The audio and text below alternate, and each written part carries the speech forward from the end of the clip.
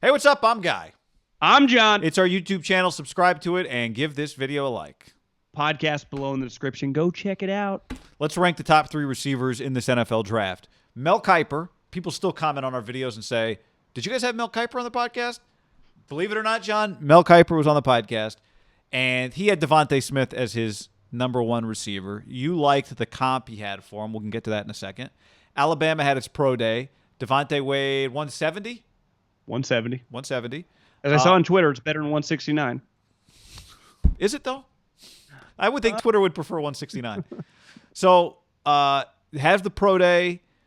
Mel did his mock draft, his 3.0. He actually had JaMarr Chase first off the board at 6 to the Eagles. That might be a team match, not so much that he's changed who he thinks his number 1 receiver is.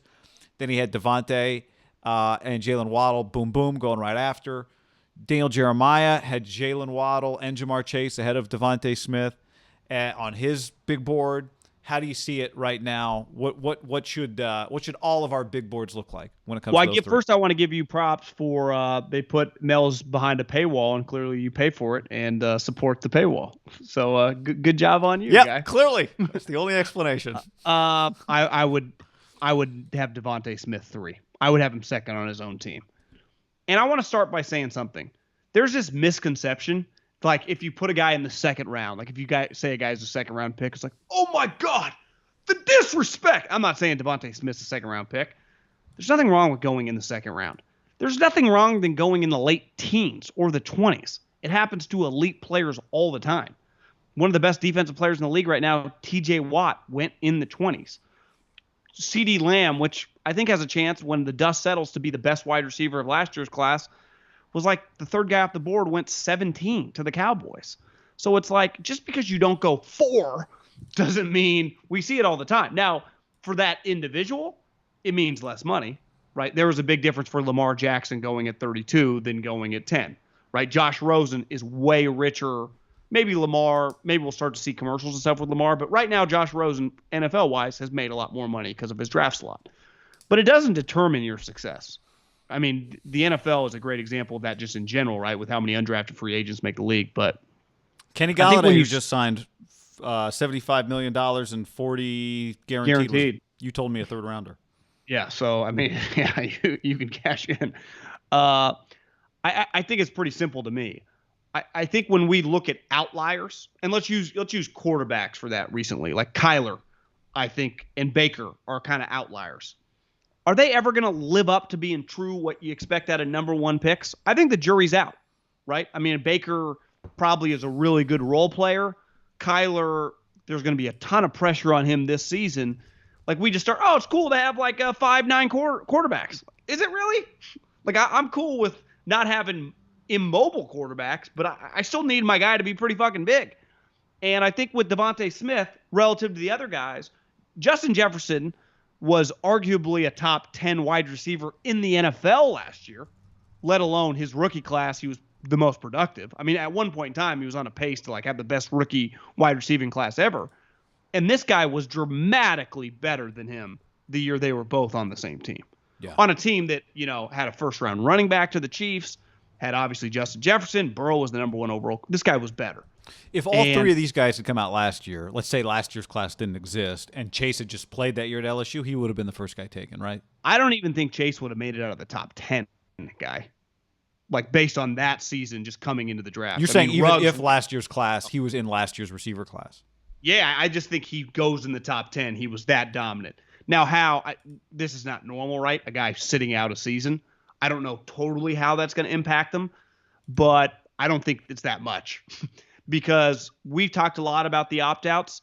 The outliers for the opt-outs are the elite guys. Like if Penei Sewell would have came out last year, he would have gone in the top 5. If JaMarr Chase would have came out last year, he would have gone in the top 10. I'm sticking with JaMarr Chase. I like Jaylen Waddle more than Devonta Smith.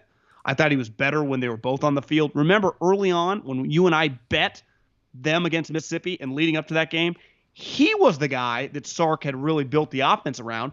Then he shatters his leg on a kickoff return, and then they just put all their chips in the middle of the table on Devonta. And there's nothing – Devontae's a great player too, and he went on to just have this stupid season, won the Heisman.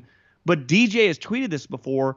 Heisman trophies don't determine your draft status. They really have zero impact in a draft room. So I would go, and this is not a slight at Devonta Smith having those two guys over him. He still could go in the top 15, right? Like I think JaMarr Chase goes in the top 10. I think that Jaylen Waddle goes somewhere between like 8 to 15, and then I think Devonta Smith's right in that range too. I just could not draft in the top 15 a wide receiver worse that weighs 170 pounds. That doesn't mean he's not going to be a great player. It just means in the history of the league, there's been less than a handful of those guys that have dominated. Well, if he goes in the top 15, that means he's still going. That's where Jerry Jeudy went, right? That's where the second receiver last year was drafted. So that's really high considering that all those guys that came after 15, most of them were really, really good last year. Now I understand. And the year before, remember, you and I were looking at it before the show, the first wide receiver off the board was Hollywood, who went like 25. Yeah. So, like, if you go 16, I think if you just wrote this on Twitter, like, I think Devonta Smith is going 16th in the draft, people would be like, hater! It's like, that's a bad thing? Nikhil went in the first round. Round 2 in 19 was, I'm not going through last year's because we've talked about that one a million times, but all those, it was like 15 guys, 14 of them are nailed picks, basically, to this point. The second round of 19 was Debo, A.J. Brown, McCole Hardman, J.J. Arcega-Whiteside, Paris Campbell, Andy Isabella, and DK Metcalf was the last pick of the second round. Terry McLaurin went in the third round. 2018, DJ Moore, Calvin Ridley were first rounders, DJ Chark a second rounder. I think this is part of the reason why, it's kind of a separate thing, but this is part of the reason why Juju Smith is getting $8 million. Schuster, right? I don't know how you could look around right now if you're an NFL team when you look at the talent that's coming into the NFL draft. Just like last year, we're talking about 3 elite receivers, and then the other guy from who's the guy that ran a 4.2 on Tuesday, 4.28 or whatever the number was. Kyle Pitts. No, the other receiver. Oh, the little guy from Purdue. Yeah, from Purdue. Yeah, more. Huh? The little guy that looks like a little tank. Yeah. Well, what did he run? But I just don't know how if you're a team you could spend. I would rather take my risk on Devonta Smith than to throw a bunch of money at a guy in free agency right now when you have so many other places you can use that money given the production, the immediate production you can get. But I think, guys, specifically on Devonta Smith, like you listed a lot of players, like Devonta doesn't look like those players that have had success, right? And I heard this morning Rondale a comp Moore. Sorry, that's the receiver. To Deshaun Jackson. Deshaun was like a 4.1 guy. I mean, it was stupid how fast his play speed was. He was unstoppable. Now you can give me, well, no one ever catches, Devonta Smith. Did you see a 40 time on him today? Did he even work out? He didn't run. So, yeah, I mean, he doesn't necessarily have to, but I'd have to know, like, how fast are you? Like, I know you're fast on tape, but are you a 4.48 guy? Because here's what I know. Why did Moore run? Because he knows he's fast as fuck. 4.29, John. You know who always runs? Fast guys. Do you think Henry Ruggs would have been like, I'm good running? You always want to run. It was a huge mistake Lamar Jackson made. Like, Lamar, you are a runner. Run.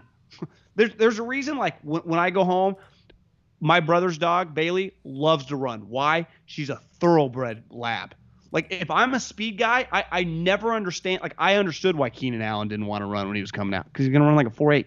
Crabtree's like, no, I'm good. Like, I get it. But when you're a speed guy, you got to run. Devonta, his problem is he's kind of in the middle. Like, he's kind of considered like those elite speed guys, but he's not as fast as them.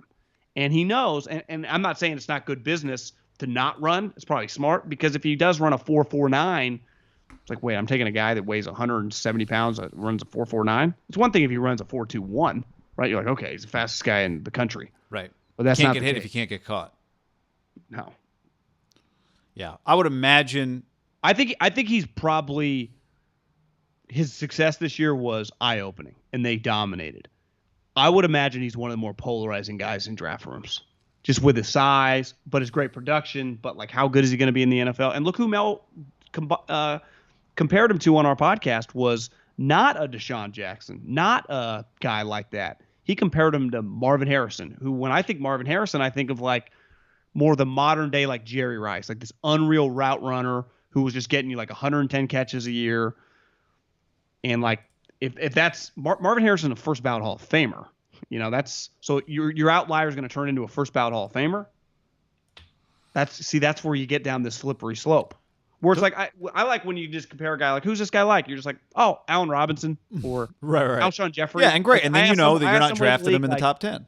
Exactly. I asked someone in the league, like, who's Kenny Galladay like? And they're like, oh, he's kind of like a younger Alshon. It's just a very black and white comparison. You're like, okay, I'm not expecting Jerry Rice or Marvin Harrison. Right. Because like when Ruggs was drafted, people are like, it's got a little Deshaun, right? And it's like you're watching, you're like, I don't quite see Deshaun yet. Deshaun but when Flash. you do these comps, it's like, who's he like? It's like mixture of LeBron James meets Curry. Well, that's so unfair. I know it's always that way. But it's wrong. That's a media thing. You get ripped in a draft room if you say that because it's not true. You got to have more realistic. It's also what players love to say. Players are never like, I'm a lot like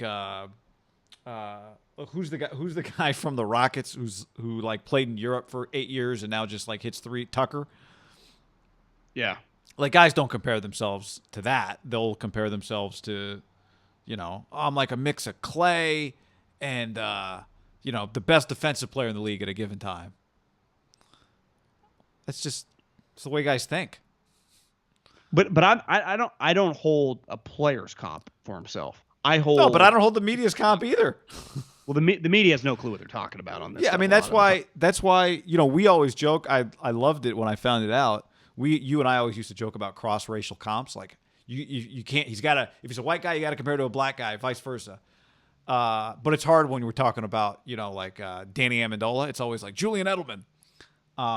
But that was more. Apparently, I found this out. I read this the other day that's Morey did that early in the Rockets' tenure. It was like you cannot compare a guy if you're gonna have a comp for him. He can't just look like the other guy because that's how we make mistakes. If somebody just reminds us of somebody else, we say that's who they play like. Well, it doesn't necessarily work like that. What if I said like, who's Jaylen Waddle like? I was like, oh, Jordy Nelson coming out of K-State. Yeah, it's hard. But that'd be a great comp. People are like, what? And then you look at Jordy Nelson, you'd be like, yeah, they're like 5 or 6 Pro Bowls or whatever he went to. I don't know if he went to that many, but it's hard. It'd be hard for corners. Like Jason Sehorn again. Oh. Well, they don't exist, and honestly, at wide receiver, they don't really. There aren't many wide outside guys. Dustin Fox. What? Dustin Fox. Good call. One thing, it'll be interesting. I think Friday is Zach Wilson's pro day. I'll be interested to see, John, is he, he's listed at like 6'3", 210. Is he, or is he closer to an outlier? No, is he 6'1", 204? 6'3", 210? Yeah. I mean, 6'3", 230 is what Justin Fields is, right? So is he going to measure in at 6 even? 6'0", yeah, well, how does it go? Like 6'005 or something, right? Yeah, it'd be like 6'006. It's in like quarters of an inch. So, I mean, like, he might turn out to be an outlier. So you're going to go, he's small and athleticism's part of his deal. Like, are you taking that guy number 2 or number 3? I think that's going to be the same conversation with him. Well, it's like Russell Wilson once measured in at 5'11", and at his pro day, notoriously got a standing ovation from the scouts because they were just praying he was over 5'11". He also went in the 3rd round. Zach Wilson, if he's 6 foot even, is people projecting him to go 2 overall. That's 6 foot even and relies on athleticism. This overcompensation of short quarterbacks, it's starting to get a little risky. We'll keep that one in the back pocket for later in the week. But all right, those are the receivers.